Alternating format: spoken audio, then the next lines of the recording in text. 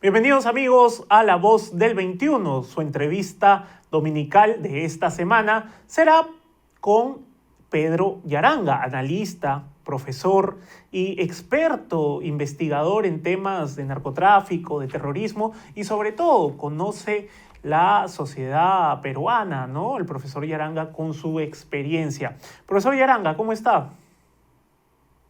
¿Cómo estás, Oscar? ¿Qué tal? Buenas noches. Profesor, después de conocer los resultados de la primera vuelta electoral, ¿qué sensación le deja a usted saber que tenemos a Perú Libre con Pedro Castillo y a Fuerza Popular con Keiko Fujimori como las personas que disputarán la segunda vuelta? Sí, efectivamente, bueno, eso es lo que ha optado el pueblo peruano, el electorado nacional. Por lo tanto, hay que respetar esta decisión. Sin embargo, la segunda vuelta también es una gran oportunidad para los mismos electores. Tendrán que ver de cómo vamos a ayudar ahora, porque tenemos una serie de problemas. Económicamente es casi un país quebrado. Tenemos tantas necesidades que ha sacado al aire el tema de la pandemia del coronavirus, de modo que el siguiente gobierno era un gobierno seguramente de reconstrucción, porque tenemos tantas cosas que mejorar y obviamente el electorado nacional tendrá que pensar en eso. ¿Quién está en las condiciones realmente de sacar eh, al país al camino del desarrollo? Porque eso es lo que finalmente tenemos que lograr. Ujú. Profesor, vamos, usted es ayacuchano, ¿verdad? Ayacuchano, sí. Y en Ayacucho hemos visto que el señor Pedro Castillo prácticamente sacó casi el 50% de los votos, ¿no? ¿A qué cree que se debe que Ayacucho, una región representativa, Pedro Castillo haya tenido esta votación? Es en realidad todo un problema social, ¿no? En realidad no creo que sea por el liderazgo del señor Castillo, sino este bolsón de ciudadanos a veces reaccionan de diferente manera cada 5 años. Es una reacción casi igual en todo lo que es la Sierra Centro-Sur hasta Puno. En esta oportunidad han apostado por el señor Castillo, que es realmente una persona muy beligerante. En elecciones anteriores, por ejemplo, esta masa electoral apoyó a Alejandro Toledo, a Yanta Humala. En las elecciones congresales pasadas también apostaron por UPP de Antauro Humala, pero varios de los integrantes en el Congreso de la República están siendo acusados por graves faltas, por ejemplo, como actos de corrupción, a tal punto que en estas elecciones UPP simplemente ya ni siquiera ha pasado la valla electoral. Es decir, cada 5 años siempre buscan, pero es el voto del descontento, del reclamo, de la desatención. Y yo diría que la desatención no siempre es del gobierno nacional. La desatención también es de los gobiernos regionales y de los gobiernos locales. Pero siempre estos ciudadanos reclaman al gobierno nacional. Ujú. Claro que sí. Profesor, ¿y usted cree que, bueno, cómo analiza? Usted me dice que esto es el voto del descontento y la desatención. ¿Usted cree que los ciudadanos que votaron por Castillo ven en Castillo la persona que va o en el discurso de Castillo, ven la posible respuesta, la posible solución a este descontento? Aparentemente esa sería la señal, sin embargo, para estas mismas personas la segunda vuelta es una gran oportunidad para que reflexionen, para que piensen en el futuro de sus hijos, de su familia, sobre todo en el futuro del país, en la educación, en salud. ¿Quién está en condiciones, por ejemplo, de atraer inversión? Porque finalmente eso es lo que nosotros necesitamos en los siguientes 5 años. Ahí vamos, quiero ir a este punto. Usted conoce muy bien la sierra de nuestro país, usted camina la sierra. Antes de iniciar esta entrevista, usted me dijo que estaba en Ayacucho, estaba viajando a algunas provincias, investigando, ¿no? Cotejando información, analizando la situación de su región. Eh, Vamos, ¿usted cree que en esta segunda vuelta Castillo pueda pueda conseguir mayor votación de la que ya hemos visto que ha conseguido en estas regiones?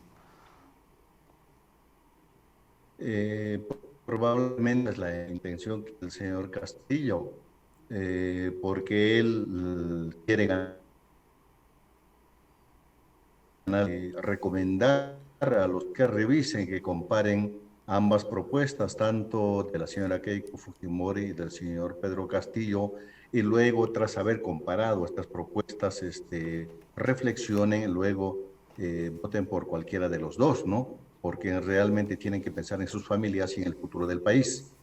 Profesor Yaranga, hace unos días yo entrevistaba a Gladys Echaíz, ex fiscal de la Nación y también, bueno, congresista electa, ¿no? Para este periodo 2021-2026. Y yo le preguntaba su opinión sobre el discurso de Perú Libre que hablan de la lucha de clases. Y ella lo que me decía era que este discurso de enfrentar al pobre con el rico es ya un argumento trillado. ¿Usted coincide con ella? Sí, efectivamente, eso es así. Es más, yo creo que eso de considerar derechas e izquierdas también, creo que ya en parte forma del pasado, porque de acuerdo a una encuesta que realizó Datum, derechas e izquierdas más están distribuidas entre la Sierra Centro-Sur y un poco de la Amazonía, que en suma no pasan casi del 30%, es decir, casi un 70% ya no piensa tanto en derechas e izquierdas. Uh-huh. Profesor, vamos, una cosa es clara, ¿no? Las dos personas que han pasado a segunda vuelta han pasado con una votación muy baja. ¿Usted cree que esta votación baja, que también se ha dado en regiones, ¿no? del centro y sur del país, se debe también al descontento que hay después de ver cómo el Estado ha enfrentado la pandemia? En parte también es cierto, pero eso es casi una desatención histórica. Casi en todos los gobiernos, la parte de la Sierra Centro-Sur siempre han sido marginados, también parte de la Amazonía. Yo creo que esa es una respuesta por esa desatención.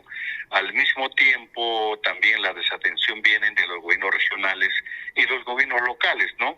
Pero cuando uno conversa con la gente, entonces a veces por lo que el local escolar está un poco más, o que le falta alguna refacción en los centros de salud, ellos directamente culpan al gobierno nacional, cuando en realidad eso ya es función de los gobiernos regionales o de los gobiernos locales, ¿no? Es decir, la gente no distingue esto de las funciones. Uh-huh.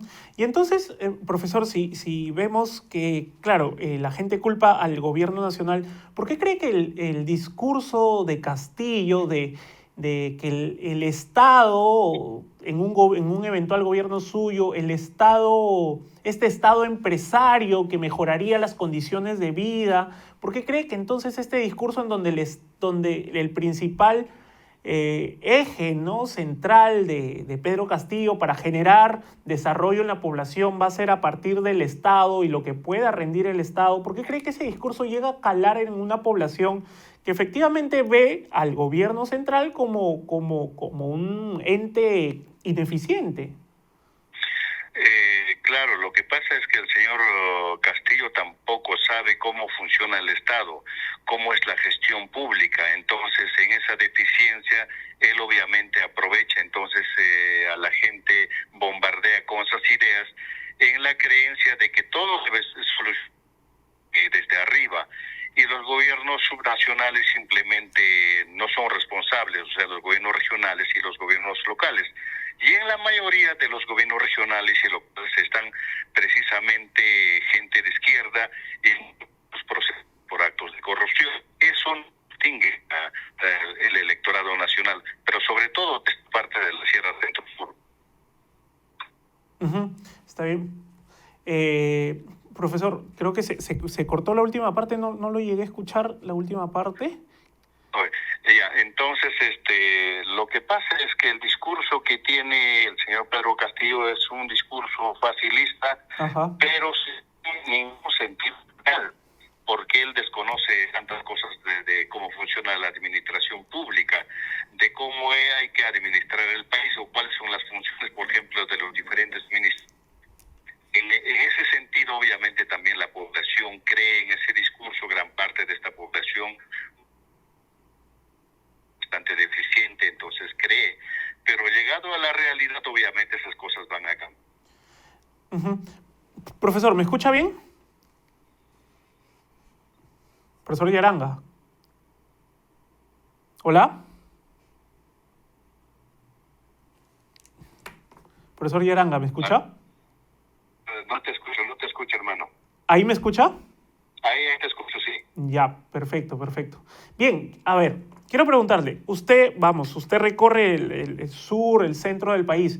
Yo también en algunas oportunidades, por motivos de trabajo, he conocido muchas zonas alejadas del país, y allí, en estos centros poblados, ¿no? en estos pueblos, la figura del profesor, la figura del maestro es muy importante.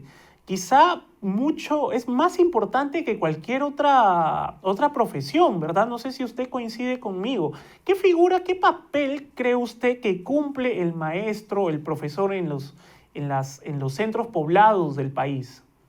En las comunidades campesinas, como es el sector donde procede este señor Pedro Castillo, obviamente sí, porque el profesor en realidad guía en muchas cosas en la comunidad, es el secretario de actas, es el que redacta documentos para presentar a diferentes instancias, la persona que tiene la razón en una comunidad para hacer diversas gestiones, por lo tanto la población cree bastante en un profesor.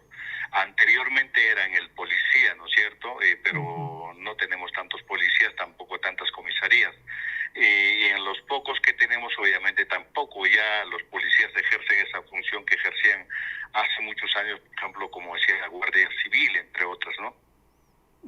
¿Y usted cree que en un sector del magisterio,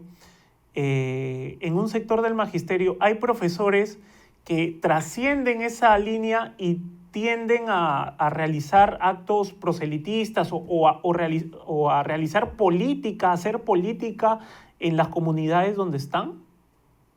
Bueno, se ha comprobado que en algunos casos ellos influyen en la decisión de las comunidades. Y obviamente los profesores que ya están inmersos ya en partidos políticos también influyen en alguna comunidad. Pero también es cierto que la comunidad creerán algunos, pero no todos, porque también buscan, o sea, los comuneros no solo consultan ahora a los docentes, consultan a diferentes personas, consultan a sus familiares, consultan a sus hijos y consultan también a aquellos que están en otras ciudades. Uh-huh. ¿Y qué papel también cumplen las rondas campesinas, profesor Yaranga? Esa es una función social muy importante, el caso de las rondas campesinas. Muchos confunden esa función, el mismo señor o la gente relacionada al señor Castillo también en alguna oportunidad he escuchado decir de que las rondas campesinas combatieron al terrorismo. Eso es completamente falso. Las rondas campesinas han nacido obviamente en el sector de Cajamarca, se han extendido en parte de la región norte, pero más o menos entre el 59 a 1960, ¿no? Principalmente por el tema del control de los abigeos.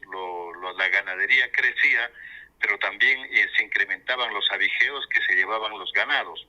No había forma de controlar porque tampoco la función policial no se abastecía. De modo que los mismos campesinos se organizaron en rondas campesinas y luego ellos empezaron a hacer vigilancia social comunal y eso funcionó, esa función hasta ahora sigue, pero ya no solo para perseguir a los abigeos, sino también para el tema del control social, apoyo a la seguridad ciudadana, que la gente acate, por ejemplo, algunas normas, que no se excedan, que no peguen, por ejemplo, a sus esposas, algunos a veces cuando se encuentran en estado de ebriedad en algunas fiestas, ¿no? En el control social es completamente funcional. Pero también es cierto, desde 1982, otro sector de los campesinos, principalmente de Cabelica, de Junín, parte de Apurímac, de Huánuco, llegó hasta San Martín, se organizaron en comités de autodefensa. y los comités de autodefensa sí directamente enfrentaron a Sendero Luminoso y fueron capaces de vencer la guerra en el escenario mismo del campo, porque el planteamiento de Guzmán era cercar del campo a la ciudad. No pudo hacer eso justamente por la función de los comités de autodefensa.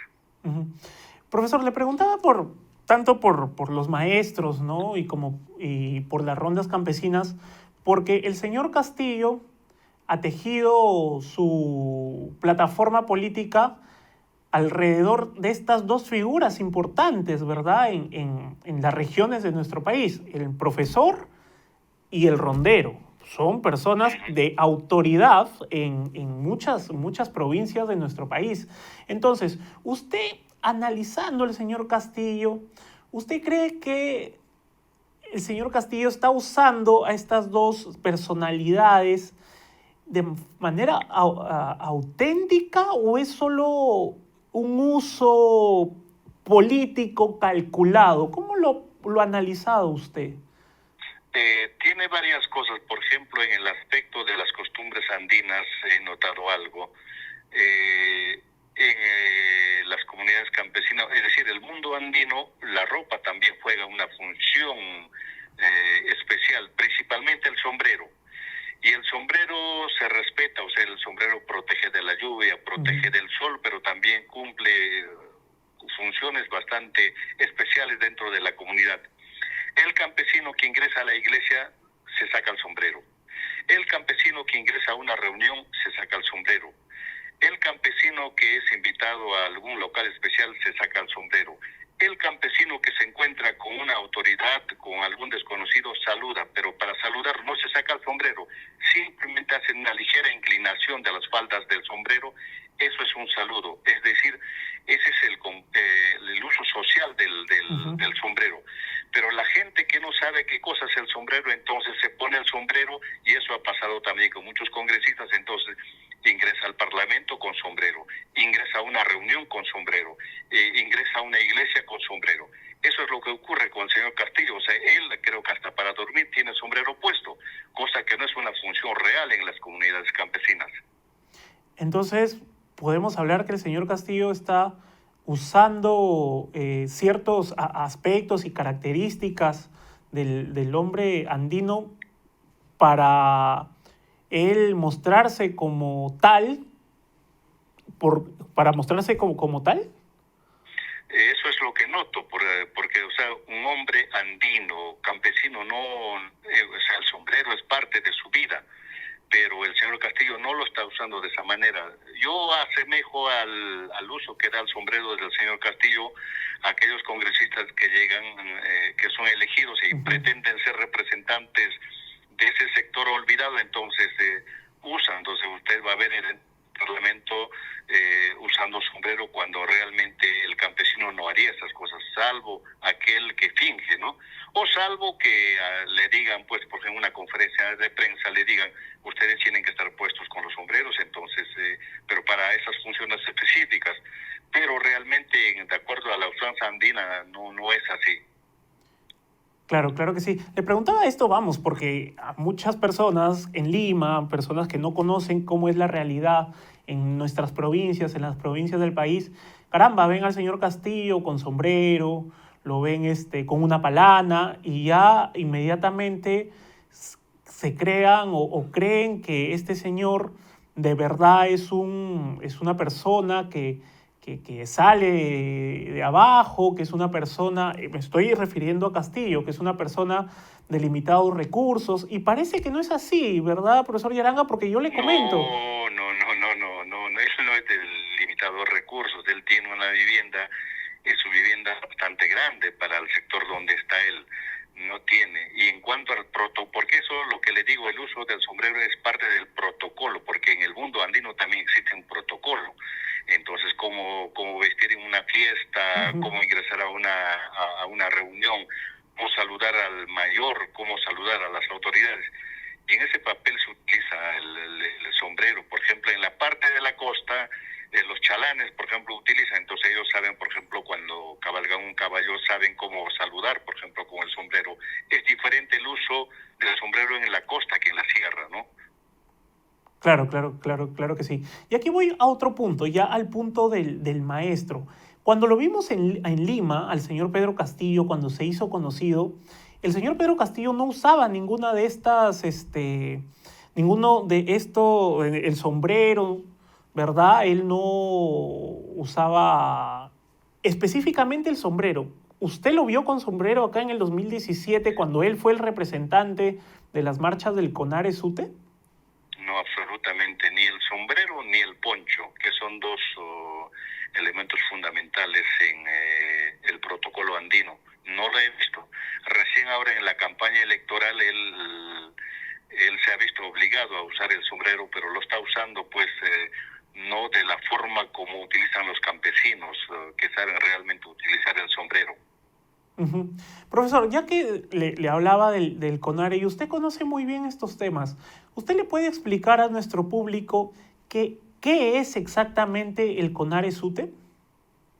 Bueno, Sendero Luminoso de la dirección de Abimael Guzmán siempre ha pretendido controlar el SUTE o el SUTEP, pero paralelamente también organizado, combatía Patria Roja, y Patria Roja jamás se ha desprendido de la organización matriz de los docentes, siempre estuvo ahí haciendo frente, a pesar de que varios de sus dirigentes ya habían sido asesinados, pero seguía resistiendo.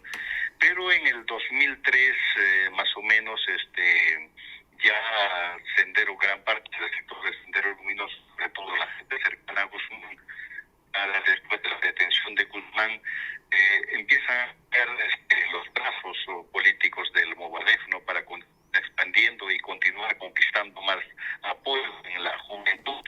Entonces constituyen el CONARE, y eso es más o menos entre Huancayo y Huancavelica, con un señor mucho más radical que el señor Pedro Castillo, que era Robert Wainalaya. Robert Wainalaya directamente admiraba al pensamiento Gonzalo, entre otras cosas, es decir, él estaba de acuerdo, y preparando también a muchos docentes, y esa propuesta ha ido creciendo, no en todos los docentes, pero en un sector considerable entre Ayacucho, Apurímac, Cusco, casi en todo lo que es la Sierra Centro-Sur, o sea, el sector, la zona contestataria del país. Uh-huh. Y en el 2017 aparece la figura del señor Pedro Castillo.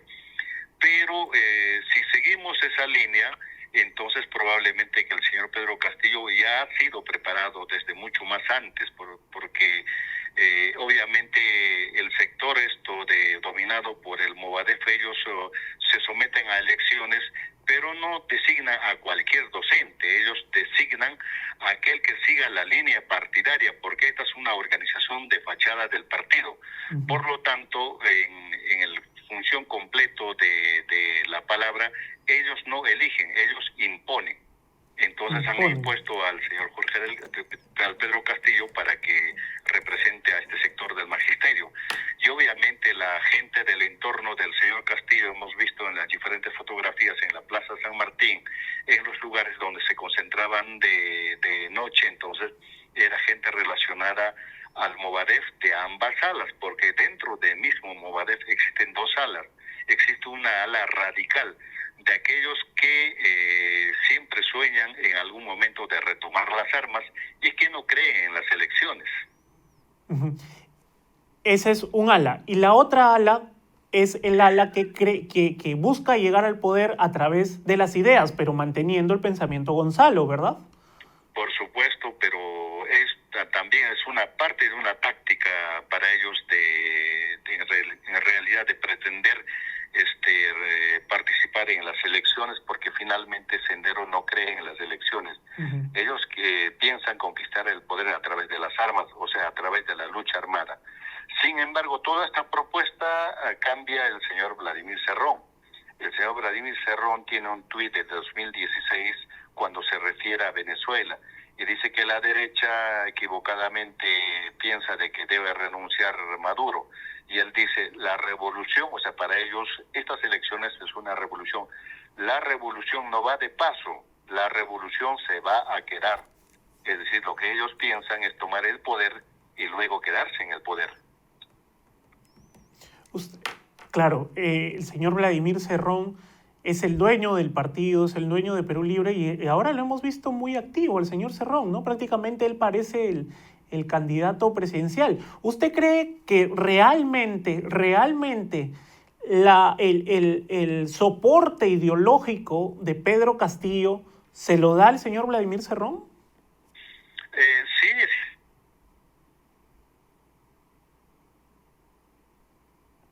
Profesor, ¿me está escucha? comprometido. Sí.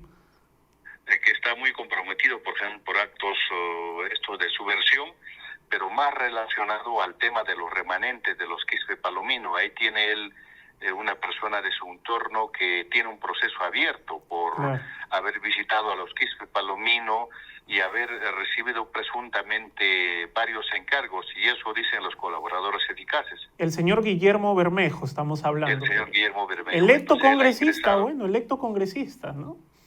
Electo congresista, su proceso está en curso porque la Suprema lo ha anulado por algunos vicios y ha retornado para nuevamente continuar. Entonces, pero ahí él tiene por lo menos a 4 colaboradores eficaces, al parecer la gente misma con quienes habría ingresado al monte a visitar a los Quispe Palomino, quienes le habrían entregado dineros en dólares en varias oportunidades y que le habrían encargado de continuar con el plan de expansión del partido a nivel interno, o sea, a nivel del país, pero también fuera del país. Paradójicamente, el señor Bermejo tiene entradas y salidas a países vecinos como Ecuador, Colombia, Cuba, a Venezuela, entre otras, y de haberse relacionado y coordinado también con personas extranjeras, por ejemplo, una colombiana que ingresó en forma ilegal al país y que habían hecho una serie de planes también en reuniones diversas. Claro. En un momento le voy a preguntar por algunas cosas que ha dicho Bermejo, pero quiero terminar con este punto de la entrevista. El señor Pedro Castillo, cuando se le pregunta por las relaciones de Perú Libre con el Movadef, con el CONARE, él dice, yo no soy terrorista. Esa ha sido siempre su respuesta. Pero claro, al señor Castillo nadie lo tilda de terrorista, porque el señor Castillo no es un senderista en sí, no es un terrorista, él no ha cometido ningún acto de terrorismo, no tiene ninguna sentencia por terrorismo, ¿no? Ni ha sido investigado por terrorismo. El señor Pedro Castillo, sin embargo, sí pertenece o fue, como usted nos ha dicho bien, fue impuesto por las facciones magisteriales, por así decirlo, del Movadef. Entonces aquí va mi pregunta, profesor Yaranga. ¿Por qué cree que Castillo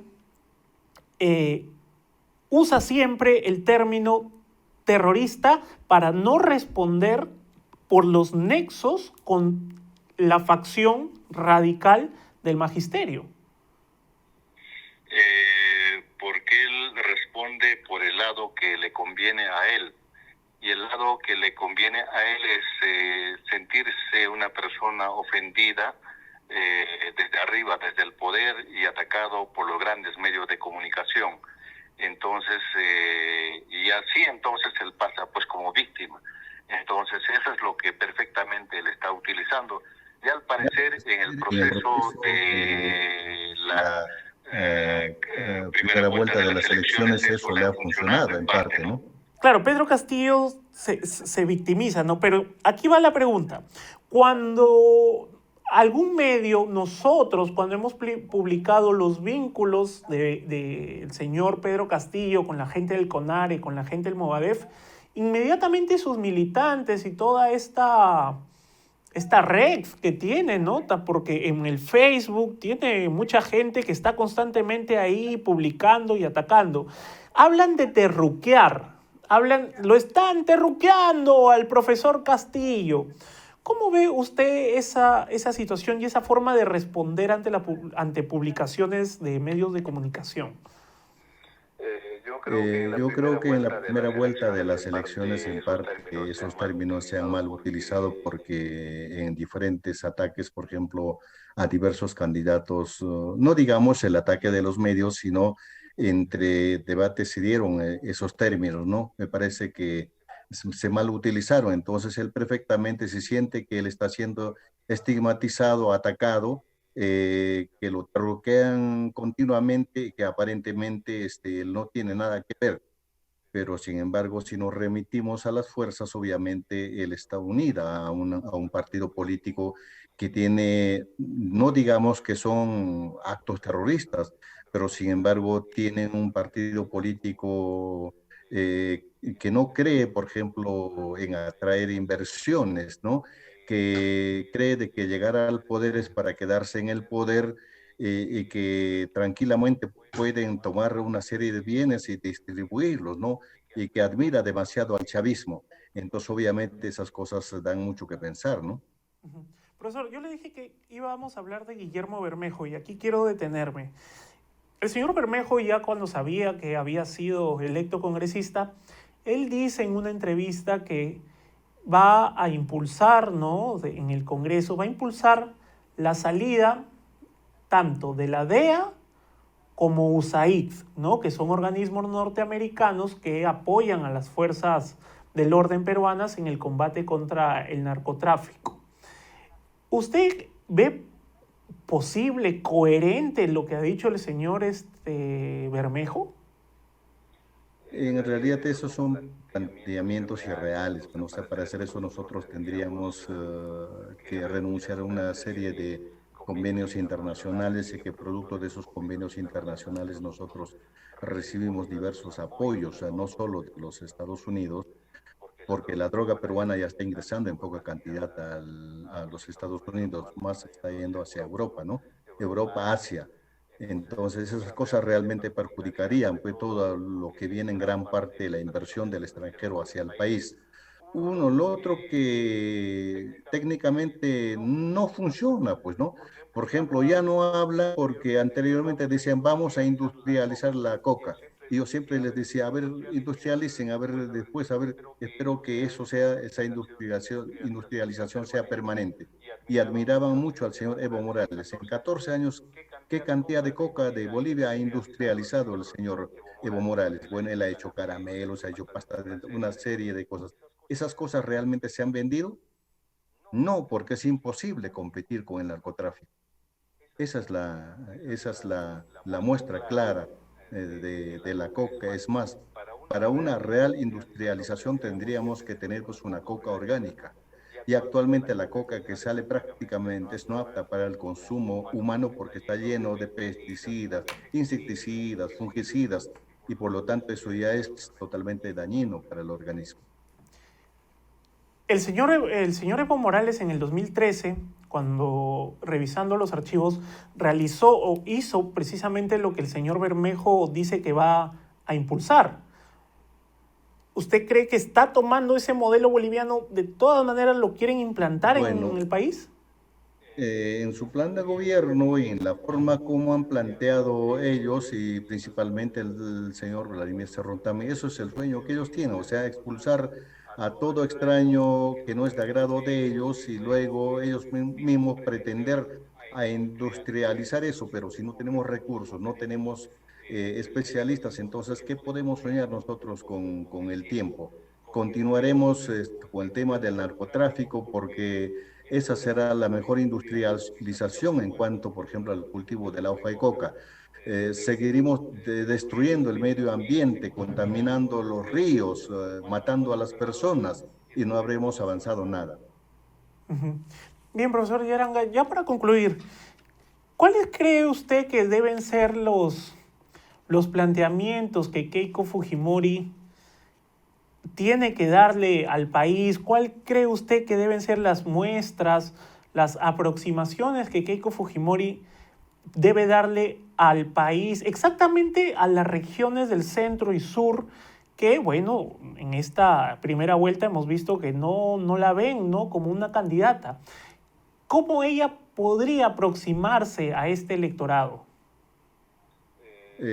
Para ambos candidatos, lo que tienen que hacer es tomar en cuenta lo que ocurre a nivel nacional, internacional, mejor dicho.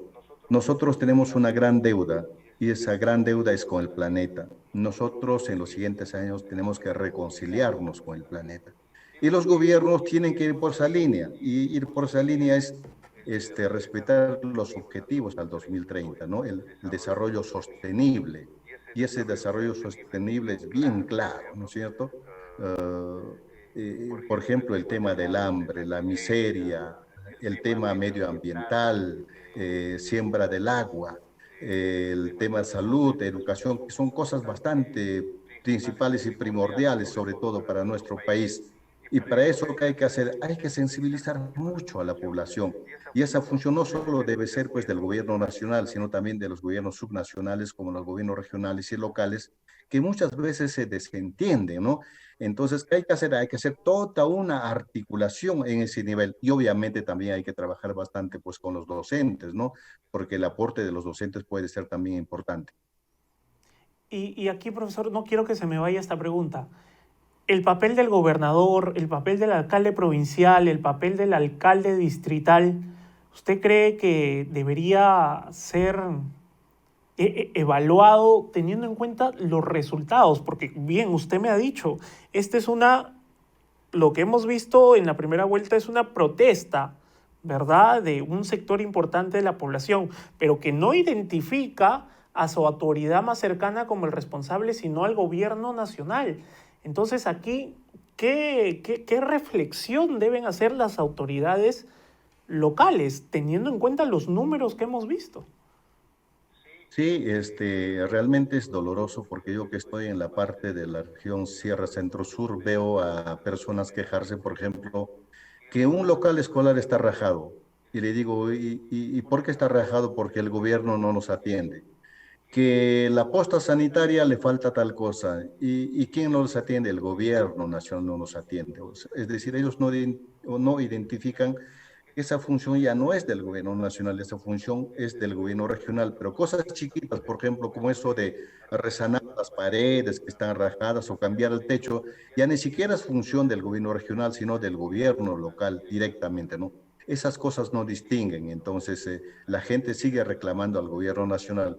Quizás en los siguientes años también un poco habría que esclarecer esas cosas, las funciones que tiene el gobierno nacional y los gobiernos subnacionales para que realmente también las personas se reclamen al sector que corresponde. La última, chiquita, ¿usted cree que la descentralización ha funcionado? Mire, pero esta descentralización es con el mismo modelo de la departamentalización. Yo decía que deberíamos realmente hacer una regionalización y eso sería pues juntando a varias regiones, pero no es funcional porque este Congreso, por ejemplo, lo que ha hecho este Congreso es un desastre en el tema, por ejemplo, de la creación de los distritos. Un solo distrito a un partido en 5 o 6 partes, es decir, están creando mini distritos. ¿Para qué? Para tener más alcaldes, para tener más regidores. Y eso en la práctica, ¿en qué beneficia? En nada, porque presupuestalmente van a ser muy chiquitos. Entonces, ¿qué es lo que va a crecer? La corrupción, porque cada alcalde que ahora sabe cómo manejar, entonces, no para llevar desarrollo, sino también para mejorar su condición, porque se llevará parte de los recursos, obviamente, si hay una investigación, lo ingresarán a la cárcel, y será un dolor de cabeza, por ejemplo, para el sector que fiscalizan esas cosas, porque hay tantos distritos que se están multiplicando, o sea, el pueblo pequeñito lo han convertido ahora ya en un distrito, entonces esas cosas perjudican. Realmente una real regionalización sería por lo menos juntando 2 o más regiones, ¿no? Pero eso jamás los pueblos ni los políticos van a aceptar. Por ejemplo, hablan de la gran macroregión. Uh-huh. Para mí que una gran región sería la macroregión. ¿Por qué no apuestan en la práctica por la gran macroregión? Porque van a haber menos gobernadores, menos consejeros, menos alcaldes, entonces obviamente es perjudicial para los intereses de los políticos. Uh-huh. Bien, profesor Yaranga, muy claro usted como siempre. Muchísimas gracias por su tiempo. Igualmente también. Buenas noches. Bien, fue el profesor e investigador Pedro Yaranga. Usted esta entrevista la va a encontrar en la edición impresa de este domingo, claro que sí, y también, por supuesto, en nuestra página web, la puede volver a ver, a leer en www.peru21.pe. Mi nombre es Oscar Quispe, permiso.